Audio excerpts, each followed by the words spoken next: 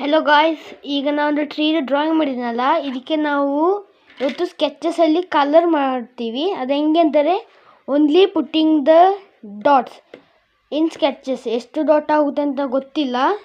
Okay, let's do it. First ನಾವು ಟ್ರೀದು ಇಷ್ಟು ಮಾಡ್ತೀವಿ, ಇಲ್ಲಿಂದ ಇಲ್ಲಿ ಗಂಟ.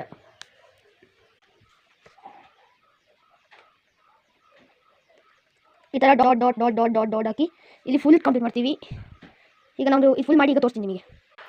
ಓಕೆ ಗಾಯ್ಸ್, ನಮ್ಮ ಟ್ರೀದು ಇಷ್ಟು ಕಂಪ್ಲೀಟ್ ಆಗಿದೆ. ಇದು ಹಾಗೂ ಈ ಬಾಟಮ್ ಪಾರ್ಟ್ ಮೇಲೆ ಪಾರ್ಟ್ನ ಕಲರ್ ಮಾಡಬೇಕು. ಇದು ಆ್ಯಪಲ್ ಥರ ಇರೋದಕ್ಕೆ ರೌಂಡ್ ಇರೋದಕ್ಕೆ ರೆಡ್ ಮಾಡ್ತೀವಿ, ಬಾಕಿ ಎಲ್ಲ ಗ್ರೀನ್. ಇಲ್ಲಿ little black dots. Okay guys, ನಾನೀಗ ಇದನ್ನ ಮಾಡಿ ತೋರಿಸ್ತೀನಿ. ಗಾಯ್ಸ್, ನಮ್ಮ ಡ್ರಾಯಿಂಗ್ ಕಂಪ್ಲೀಟ್ ಆಗಿದೆ.